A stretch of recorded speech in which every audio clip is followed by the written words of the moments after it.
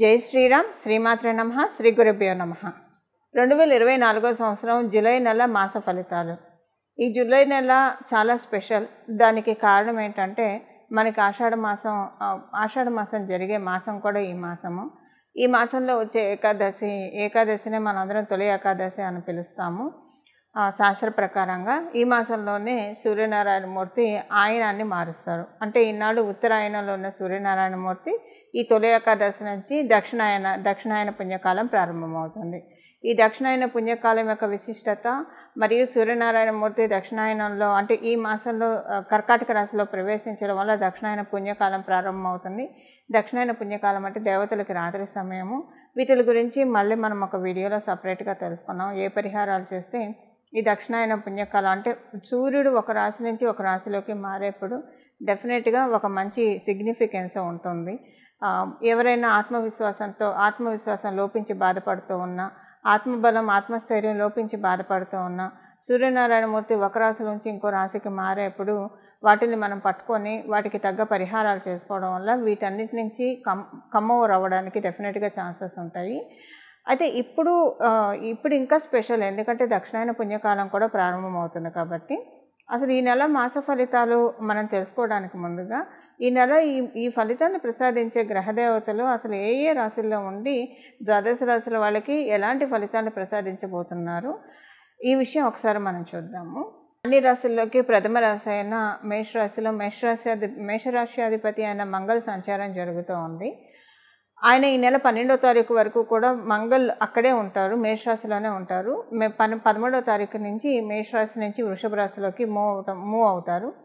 అక్కడ గురు భగవానుడు సంచారం జరుగుతుంది వృషభ రాశిలో. మిథున రాశిలో రవి బుధ శుక్రుల సంచారము. బుధదేవుడు మిథున రాశి నుంచి 7వ తారీఖు తర్వాత నుంచి కర్కాటక రాశిలోకి అడుగు పెట్టబోతూ ఉన్నారు. అలాగే సూర్యనారాయణమూర్తి ఈ నెల 17వ తారీఖు నుంచి కర్కాటక రాశిలోకి ఎంటర్ అవుతున్నారు. అదే మనం తొలి ఏకాదశి, ఆ రోజు మనకి తొలి ఏకాదశి. అలాగే శుక్రాచార్యుల వారు 20వ తారీఖు తర్వాత నుంచి మిథున రాశి నుంచి కర్కాటకంలోకి ఎంటర్ అవుతూ ఉన్నారు. కేతు భగవానుడు కన్యారాశిలో సంచారము, వక్రించిన శనీశ్వరుడు కుంభరాశిలో సంచారము, అలాగే రాహు భగవానుడు మీనరాశిలో సంచారము. ఈ మాసంలో చాలా విశేషాంశాలు ఉన్నాయి. మొదటి విశేషాంశం అంటే దక్షిణాయన పుణ్యకాలం ప్రారంభమవుతుంది. ఉత్తరాయణ పుణ్యకాలం ఎంత పవిత్రమైనదో దక్షిణాయన పుణ్యకాలం కూడా అంతే పవిత్రమైనది. దీనికి విడిగా మనం ఒక వీడియో తెలుసుకుందాము. అసలు సూర్యనారాయణమూర్తి దక్షిణాయన పుణ్యకాలం ప్రారంభమైనప్పుడు ఎలాంటి పరిహారాలు చేసుకోవాలి, ఇవన్నీ మనం విడిగా మాట్లాడుకుందాము. అలాగే ఈ మాసంలో ఇంకొక ప్రత్యేక గ్రహస్థితి ఏంటంటే గురుమంగళ యోగము. ద్వాదశ రాశుల వాళ్ళకి కూడా వృషభ రాశిలో గురుదేవునితో కలయిక వల్ల ఏర్పడుతూ ఉంది. ఇది కూడా చాలా ప్రత్యేక అంశం అని చెప్పాలి. అందున ఇప్పుడు శనీశ్వరుడు వక్రించినప్పుడు ఇలాంటి యోగాలు ఏర్పడటం చాలా మంచిది.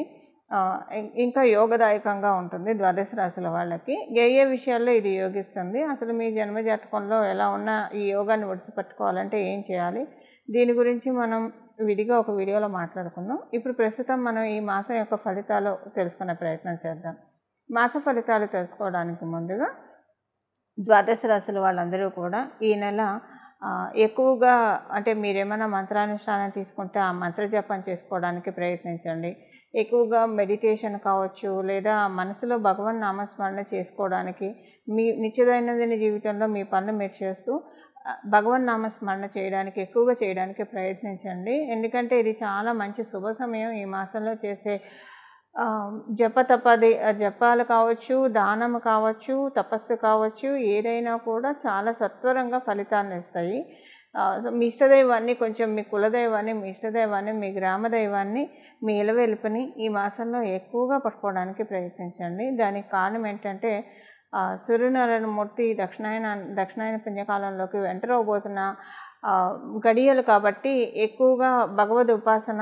ఎందుకంటే ఈ మాట ఎందుకు చెప్తున్నానంటే దక్షిణాయన పుణ్యకాలము దేవతలకి రాత్రి సమయం, ఉత్తరాయణ పుణ్యకాలం దేవతలకి పగటి సమయం. ఈ దక్షిణాయన పుణ్యకాలంలో దేవతలకి రాత్రి సమయం కాబట్టి కొంచెం ఈ 6 నెలలు కూడా ఆరోగ్యపరంగా మరియు ఆత్మస్థైర్యం, ఆత్మబలం పరంగా వీటన్నిటి నుంచి అంటే సూర్యనారాయణమూర్తి మెల్లమెల్లగా భూమికి దూరంగా జరిగిపోయే సమయము. దూరంగా జరిగిపోయే సమయం కాబట్టి ఎక్కువగా ఆధ్యాత్మిక శక్తిని అలాగే మనలో ఉన్న దైవ శక్తిని ఎంత పెంపొందించుకుంటే అంతకంటే మంగళాలు దక్షిణాయన పుణ్యకాలం మనకు అందజేస్తుంది. వీటిని ఒడిసిపట్టుకోవడానికి మనం ప్రయత్నిద్దాం. అసలు ఈ మాసం యొక్క ఫలితాలు ఎలా ఉన్నాయో మనం చూద్దాం. తులారాశి. తులారాశిలో పుట్టిన వాళ్ళకి ఈ మాసము అనుకూలతలు చక్కగా ఉన్నాయి. ఉద్యోగస్తులకి ప్రత్యేకించి చాలా అనుకూలంగా ఉంది. ఉద్యోగస్తులకి ఉద్యోగ స్థలంలో బాగుంటుంది, ఇంట్లో బాగుంటుంది. మీకు ఉద్యోగ స్థలంలో వచ్చిన గ్రోతే కావచ్చు, ప్రమోషనే కావచ్చు, లేదా ఉద్యోగ స్థలంలో ఉన్న అనుకూలతలన్నీ కూడా మీ ఇంట్లోనే వాళ్ళు తెలుసుకొని చాలా సంతోషపడతారు. అలాగే వెన్నుతట్టి ప్రోత్సహించే వాళ్ళు ఎక్కువ మంది మీకు కనిపిస్తారు. ఏదైనా మీరు అనుకున్నా అంటే మీలోని మీకు తెలియని అంశాన్ని మీకు తెలియజెప్పేవాళ్ళు, అంటే మీలో ఏదైతే హైడ్ అయ్యిందో టాలెంట్ కావచ్చు, మీకున్న సమర్థతలు కావచ్చు. ఒక్కొక్కసారి మనకున్న సమర్థతలు మనకంటే కూడా అవతల వాళ్ళకి ఎక్కువగా కనిపిస్తాయి. అలా మీకున్న సమర్థతను అవతల వాళ్ళు వచ్చి మీకు చెప్పడము, దాని ద్వారా మీరు ఎక్కువగా ఆత్మస్థైర్యం పుంజుకోవడం ఇలాంటివి ఉంటాయి. అంటే ఇలాంటి వాటన్నిటికీ కూడా ఈ మాసం చాలా అంటే చాలా అనుకూలంగా ఉంది. గృహయోగం కోసం ప్రయత్నించే వాళ్ళకి చాలా చక్కటి శుభ సమయము ఈ మాసము. ఎవరైనా సరే అద్దె ఇంటి కోసం కూడా, అంటే ఉన్న ఇల్లు మారి వేరే అద్దె ఇంటికి వెళ్ళాలని ప్రయత్నిస్తూ ఉన్నా కూడా ఈ మాసంలో ప్రయత్నాలు చేయడం వల్ల మీకు చక్కటి మంచి ఇల్లు దొరుకుతుంది. మీ తల్లిగారికి చాలా శుభ సమయము. చతుర్థ స్థానం మీద 2 శుభగ్రహాల దృష్టి పడబోతుంది. 7వ తారీఖు నుంచి బుద్ధదేవుని దృష్టి, అలాగే 20వ తారీఖు నుంచి శుక్రభగవానుడు సప్తమ దృష్టితో వీక్షిస్తూ ఉన్నారు. అందువల్ల తల్లిగారితోటి మీకు చాలా సత్సంబంధాలు ఉంటాయి. మీ తల్లిగారికి కూడా చాలా మంచి శుభ సమయము. ఆమెకు ఒకవేళ హెల్త్ ప్రాబ్లమ్స్ ఉంటే అవి సెట్ అవుతాయి మీ తల్లిగారికి. ఒకవేళ మీ తల్లిగారు ఏమైనా వర్కింగ్ అయితే ఉద్యోగం అవ్వచ్చు, వ్యాపారం అవ్వచ్చు, అందులో చాలా బాగా శుభ సంకేతాలు ఈ మాసం చూస్తారు.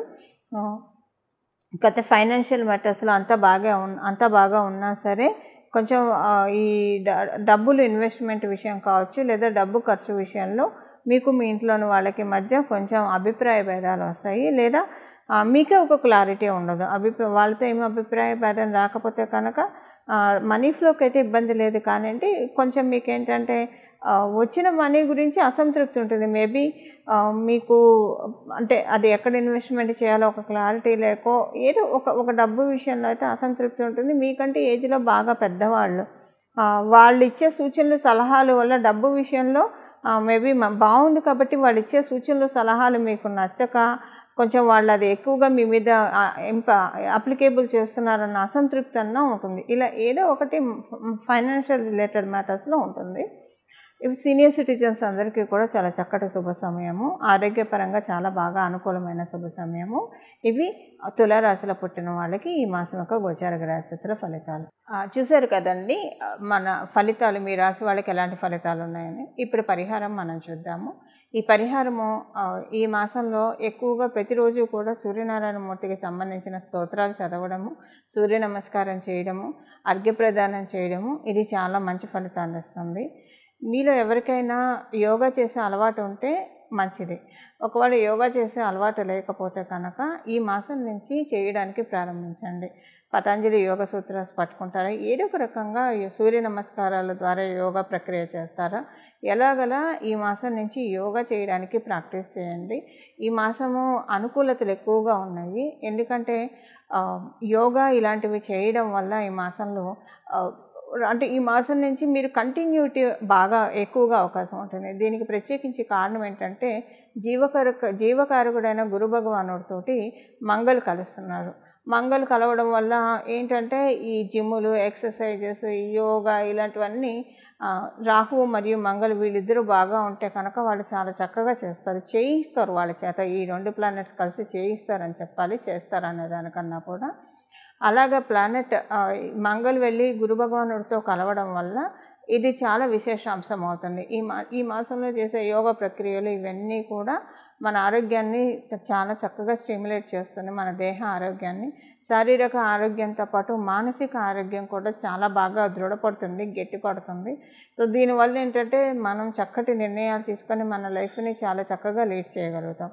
అయితే ఇప్పుడు చేయగలిగిన వాళ్ళు ఓకే, చేయలేని వాళ్ళు అంటే కొంచెం ఏజ్డ్ పీపుల్ కావచ్చు, గర్భిణీ స్త్రీలు కావచ్చు, అలాగే మరి పసిపిల్లలు కావచ్చు, కొంతమందికి ఆరోగ్యం సహకరించక కూడా చేయలేని వాళ్ళు ఉంటారు. ఆరోగ్యం సహకరించి అంతా చేయగలిగే వాళ్ళు యోగా చేయడం బెస్ట్ రెమెడీ ఈ మాసంలో. ఒకవేళ వీటికి ఎక్సెప్షన్గా ఉన్నవాళ్ళు ఏం చేయాలో ఇప్పుడు మనం తెలుసుకుందాం. వీటికి ఎక్సెప్షన్గా ఉన్నవాళ్ళు ఈ మాసం మొత్తం కూడా విష్ణు సహస్రనామం వినడము లేదా చదవడము, లలిత సహస్రనామం వినడం చదవడం చేయాలి. ప్రతిరోజు విష్ణు లలిత చదవడం వినడం చేస్తూ ఉంటే చాలా మంచిది. ప్రతిరోజు వినడం చదవడం కుదరకపోయినా విష్ణు సహస్రనామాలు అయితే రోజు కుదరకపోతే బుధవారం శనివారం వినడానికి చదవడానికి ప్రయత్నించండి. ఏకాదశి తిథి ఈ 3 రోజుల్లో వినడం, అంటే ఏకాదశి తిథి రోజు మరియు ప్రతి బుధవారం ప్రతి శనివారం వినడానికి ప్రయత్నించండి. రోజు వింటే చాలా మంచిది. కుదరని పక్షంలో లలిత సహస్రనామం రోజు వినడానికి కుదరకపోతే, రోజు చదవడానికి కుదరకపోతే అష్టమి నవమి తిథుల్లో, అలాగే శుక్రవారం మంగళవారం, ప్రతి శుక్రవారం ఈ మాసంలో వచ్చే ప్రతి శుక్రవారం ప్రతి మంగళవారం మరియు అష్టమి నవమి తిథుల్లో చదవడానికి వినడానికి ప్రయత్నించండి. ఇలా చేయడం వల్ల చాలా మంచి అంటే చాలా మంచి ఫలితాన్ని మీరు చూస్తారు. మెయిన్ ఏమవుతుందంటే ఇది ట్రాన్స్ఫర్మేషన్ సమయం అని చెప్పాలి. ఎందుకంటే సూర్యనారాయణమూర్తి ఆయనాన్ని మారుస్తూ ఉన్నాడు కాబట్టి, దక్షిణాయనానికి అడుగు పెడుతూ ఉన్నాడు కాబట్టి ఇది ఒక మంచి అట్మాస్ఫియర్లో చాలా చేంజెస్ వస్తాయి. ఈ చేంజెస్ని మనమంతా క్యాప్చర్ చేసుకోవడానికి, అంటే పాజిటివ్గా మనం మార్చుకోవడానికి అండ్ పాజిటివ్ చేంజెస్ని మనం లైఫ్లోకి ఆహ్వానించడానికి ఈ పరిహారాలు చాలా చక్కగా ఉపకరిస్తాయి. మంగళం. నమో భగవతే వాసుదేవాయ.